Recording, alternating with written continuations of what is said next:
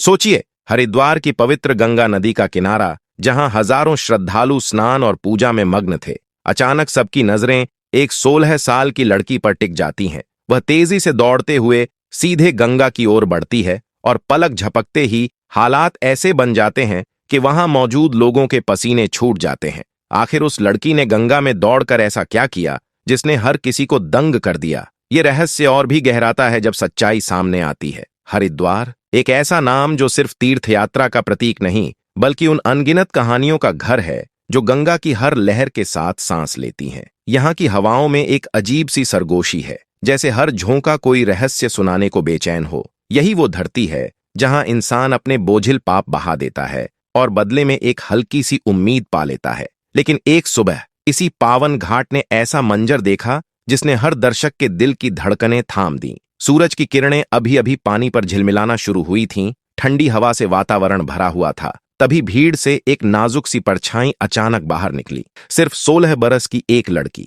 उसकी चाल तेज थी, चेहरा उलझन और दृढ़ता का अजीब संगम। किसी को समझ नहीं आया कि ये डर था, जिद थी, या कोई अदृश्य ताकत जो उसे आगे खींच रही थी। पल भर में वो घाट की सीढ़ियां पार कर गई और बिना झिझके सीधे गंगा की गोद में छलांग लगा दी। उस क्षण मानो समय ठहर गया। लोगों की आंखें फटी रह गईं, किसी के गले से आवाज न निकली। फिर अचानक अफरा तफरी मच गई। चीखें, भागते कदम और लहरों से उठती एक अनकही पुकार। आखिर ये क्या था? आत्मा की कोई छुपी हुई चाह, या गंगा के सीने में दबी कोई गुप्त दास्तान? इस रहस्यमय घटना का केंद्र थी सिया, एक साधारण मासूम सी लड़की, बहादुराबाद की रहने वाली। उसका संसार सीमित था, घर, स्कूल और गंगा घाट। पिता विनोद भक्ति से जुड़ा छोटा सा कारोबार चलाने वाले, और मां नेहा जिनकी जिंदगी पूजा और श्रद्धा में रची बसी थी। सिया के लिए गंगा नदी कोई साधारण जलधारा नहीं थी, वो उसे जीवित मां कहती थी। अक्सर अकेले घाट पर बैठ जाती और लहरों से ऐसे बतियाती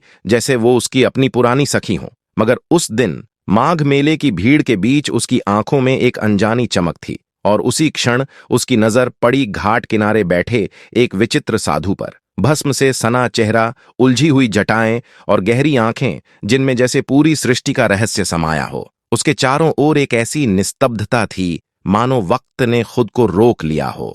और यहीं से शुरू होती है वो कहानी जो सिर्फ हरिद्वार की नहीं, बल्कि विश्वास, डर और अदृश्य ताकतों की भी है। सिया की नजरें उस साधु से मिलीं और जैसे वहीं ठहर गईं। एक पल को उसने सोचा, ये कौन है? कोई योगी, कोई सिद्ध महात्मा, या फिर गंगा की लहरों का भेजा हुआ कोई गुप्त संदेश वाहक? उस क्षण के बाद से हरिद्वार की गलियों में जो दास्तान गूंजी, वो आज भी रहस्य की तरह फुसफुसाती है। क्या सचमुच सिया को गंगा से कोई संकेत मिला था? क्या उसने वाकई लहरों पर चलना शुरू कर दिया था, या यह सिर्फ एक सामूहिक भ्रम था? और अगर यह भ्रम था, तो इतने लोगों ने एक जैसी चीज क्यों देखी? ये कहानी केवल आंखों से देखने की नहीं, बल्कि भीतर तक महसूस करने की है। तो वीडियो को अंत तक जरूर देखिए, क्योंकि कुछ अनुभव आंखें नहीं, आत्मा देखती है। उस शाम सिया के कदम भले ही धीरे थे, मगर उसके भीतर का मन किसी तूफान जैसा मचल रहा था। भावनाओं का ज्वार उसे खींचकर उसी पीपल के पेड़ के नीचे ले गया जहां एक साधु स्थिर बैठा था।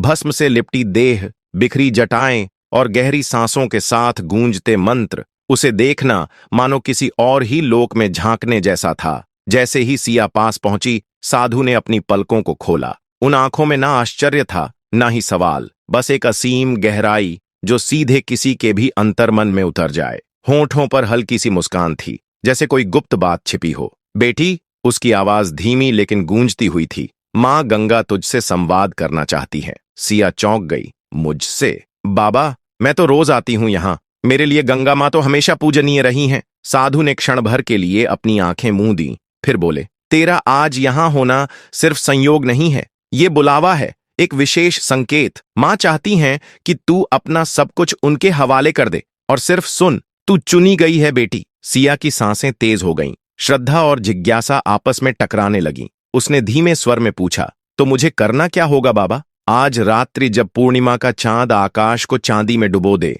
तब तू एकाकी घाट पर आना। बस भीतर शिव का स्मरण रखना और बाकी मां पर छोड़ देना, साधु ने नर्म स्वर में कहा। उस क्षण कुछ और कहने की जरूरत नहीं रही। सिया ने मौन सिर झुका दिया, मानो उसका अंतर्मन पहले ही सब स्वीकार चुका हो। जैसे जैसे रात गहराने लगी, हरिद्वार पर एक अलौकिक चादर सी छाने लगी, जब घर की सारी बत्तियां बुझ गईं, सिया ने चुपचाप अपनी साड़ी समेटी, द्वार खोला और निकल पड़ी, एक अनजाने आध्यात्मिक बुलावे की ओर। घाट की राह पर केवल मंदिर की दूर से आती शंखध्वनि और गंगा की हल्की सरसराहट सुनाई दे रही थी। हर की पौड़ी पहुंचते ही वहां बिछी चांदनी किसी स्वर्गिक आभा का एहसास करा रही थी। सिया ने आंखें मूंदी और बहुत धीमे स्वर में ओम नमः शिवाय का जाप करने लगी। धीरे धीरे उसके भीतर कुछ हलचल सी शुरू हुई, एक कंपन, एक जागृति जो बढ़ती ही चली गई। वह स्वयं को बहुत हल्का महसूस करने लगी, मानो उसकी देह इस पृथ्वी से ऊपर उठ रही हो। जब उसने नेत्र खोले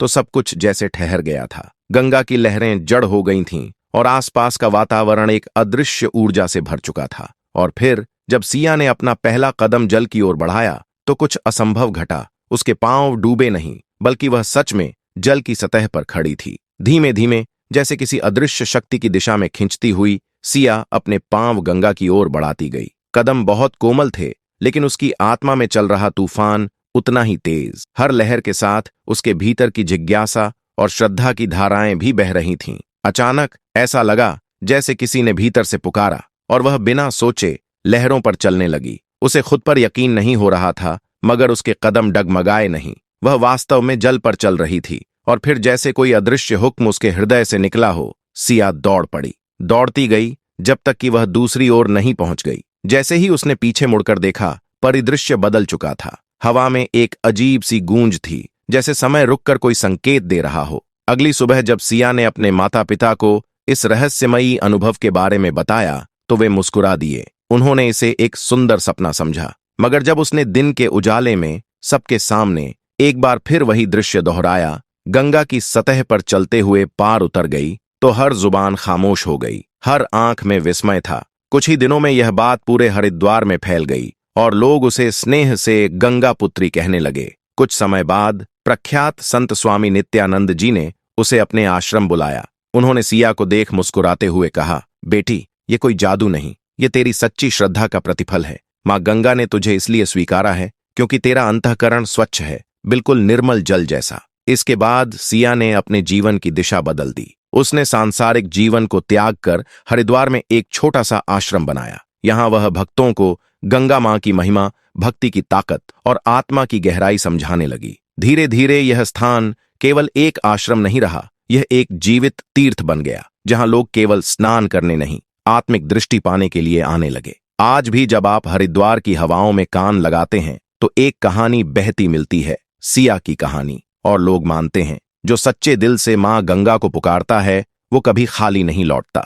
यह कथा हमें यही सिखाती है कि जब श्रद्धा निर्मल हो और विश्वास अडिग हो, तब असंभव भी संभव बन जाता है। अगर यह कहानी आपके मन को छू गई हो तो इसे केवल देखकर आगे न बढ़ें, इसे अपने दिल की धड़कनों में जगह दें। लाइक कीजिए इसे एक पुण्य समझकर। हो सकता है यह छोटा सा कर्म आपके लिए नेकियों का जरिया बन जाए। शेयर कीजिए शुभ नियत के साथ। शायद आपके एक प्रयास से किसी और का बुझा हुआ दिल फिर से उम्मीद से भर उठे। सब्सक्राइब जरूर करें ताकि अगली बार जब कोई सच्चाई या रूहानी दास्तान सामने आए तो आप उसे सबसे पहले महसूस कर सकें।